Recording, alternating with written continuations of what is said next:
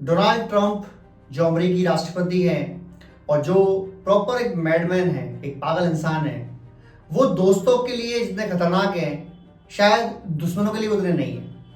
अब वो कह रहे हैं कि रशिया से जो भी ऑयल इंपोर्ट कर रहा है, जो भी रशिया से बिजनेस कर रहा है, इंक्लूडिंग इंडिया ऑफ कोर्स, वो उस पर 100% टैरिफ लगा देंगे। ये उनका कहना है। ठीक है भाई। उन्होंने क्या किया था इनिशियली शुरुआत में, जो ब्रिक्स कंट्रीज है उनमें से एक, आपको पता ही होगा कि ब्रिक्स का मतलब है Brazil, India, China, Russia and south Africa. तो उनमें से एक जो ब्राजील है, इस पर शुरुआत में 10% टैरिफ लगाया था, जो कल ही उन्होंने बढ़ा के 50% कर दिया, यानी 40% और कर दिया। क्यों कर दिया? उन्होंने कहा कि जो ब्राजील है और जो ब्रिक्स है उनका पर्पस है डी डॉलराइजेशन करना, यानी डॉलर को खत्म करना, और जो भी कंट्री डॉलर के खिलाफ काम करेगी मैं उस पर 100% टैरिफ या उससे भी ज्यादा टैरिफ लगा दूंगा। ऐसा करते उन्होंने ब्राजील पर टैरिफ लगा दिया। अब ब्राजील के जो राष्ट्रपति हैं लूला, उन्होंने कहा, उनसे पूछा गया कि भाई आप क्या डोनाल्ड ट्रंप को फोन करके बात करेंगे उनसे? तो लूला ने कहा कि मैं उनसे बात क्यों करूंगा, मैं जो ब्रिक्स की कंट्रीज हैं, मैं शी जिनपिंग को फोन करूंगा, चाइनीज प्रेसिडेंट को, मैं भारत के प्रधानमंत्री नरेंद्र मोदी को कॉल करूंगा, मैं रशिया के प्रेसिडेंट पुतिन को भी कॉल करता लेकिन वो आ नहीं सकेंगे, और मैं साउथ अफ्रीका के जो प्रेसिडेंट है उनको भी कॉल करूंगा, और मैं बोलूंगा कि आप लोग आइए, हम लोग ब्रिक्स की मीटिंग करते हैं।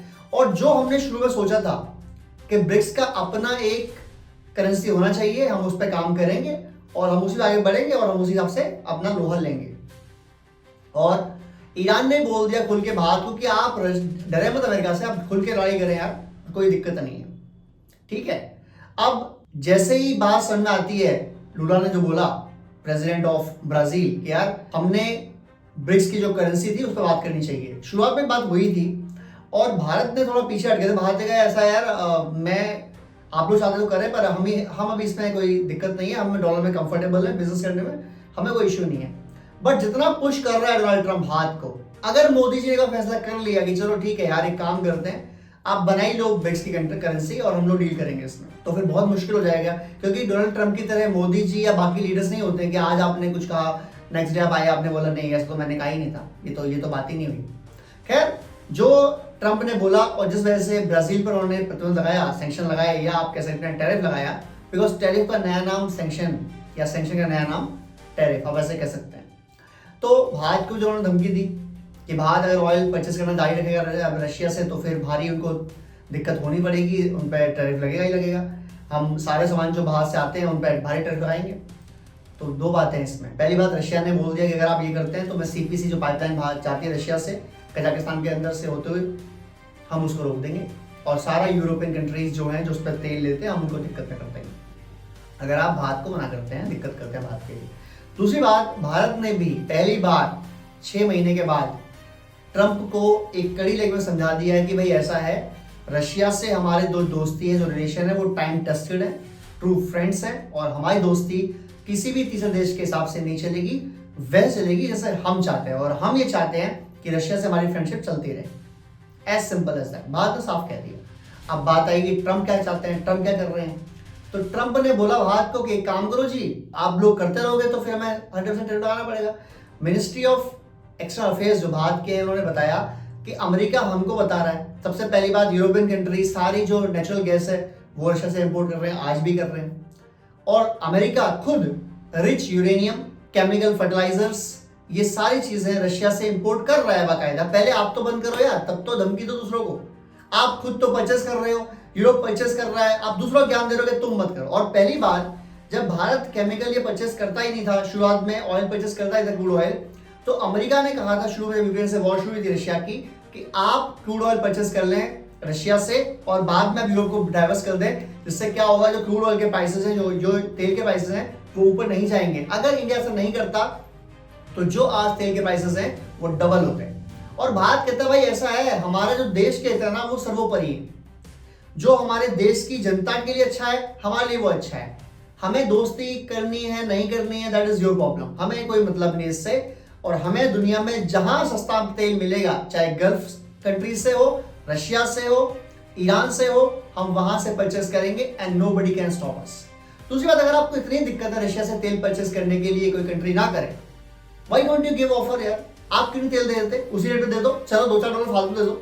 आप कह दो यार रशिया से हम $5-10 फालतू दे रहे हैं, आप हमसे परचेस करो। आपको तेल बेचना है डबल करके और हम अपनी आधी रेट में तेल बेच रहे हम ना लें, ये गुंडागर्दी नहीं चलने वाली। ये बात वो नहीं है जो 1990 में आपके पास गोल्ड गिर रख के आया था और आपने जो कहा था वो मान लेता। भात एक ही बार गया था आपके पास और भात दबेगा नहीं भाई। इंसान वो दबता है जो चाहता है बिकना। आप मुझसे अरबपति हैं, आपके पास मुझसे कई हजार गुना पैसा है, लेकिन जब मैंने कहा कि मुझे आपके पैसे में इंटरेस्ट नहीं है, मुझे बिकना ही नहीं है, तो फिर हम एक ही लेवल पे आ गए। सेम चीज है। दूसरी चीज, भारत के जो इस समय हमारे एनएसए हैं अजीत डोभाल साहब, वो रशिया में है और रशियन मीडिया कह रही है कि उनकी मीटिंग राष्ट्रपति पुतिन से भी होगी और उनके बहुत नेताओं से मीटिंग होगी। वो एक विजिट पर जो गए हैं एज ओनली एनएसए नहीं गए हैं, वो आंख और कान है मोदी जी का और वो सब चीज प्लान करके आएंगे। और अभी जो एक और है बिटकॉफ, ये भाई साहब भेज रहे हैं अमेरिका वाले रशिया में मिलने पुतिन से और बाकी टीम से कि यूक्रेन वॉर को ठंडा किया जाए, रोका जाए।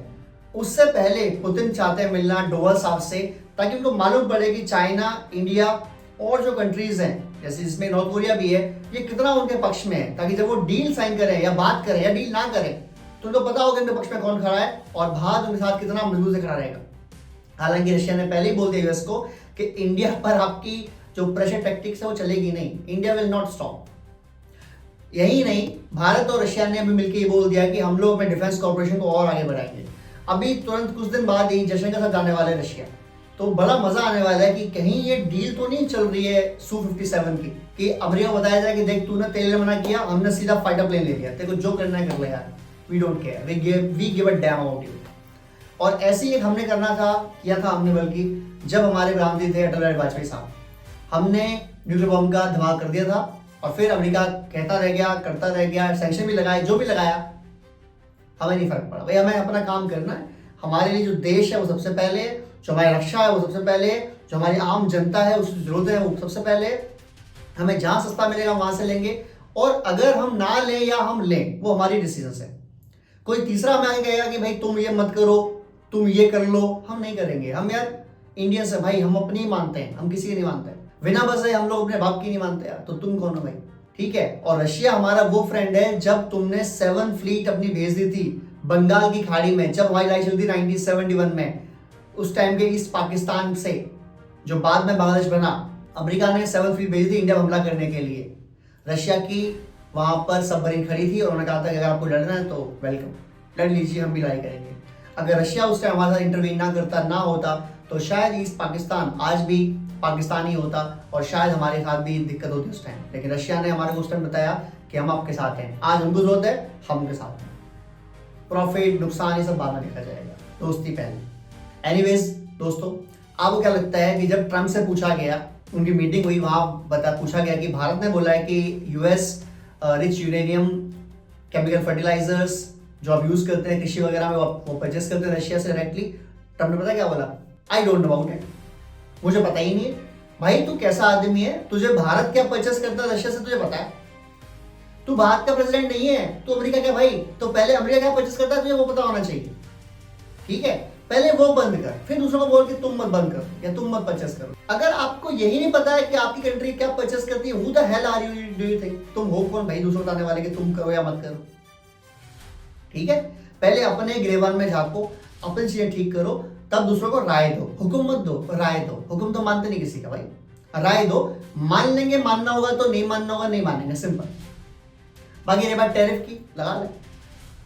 अब ट्रम्प क्यों खिसका पड़ा है? ट्रम्प ने बोला 25% टैरिफ, भारत कोई रिप्लाई नहीं किया। अब ट्रम्प कह रहा है यार ये कहते हम भी ला दें 25%, मैं कहता 100%।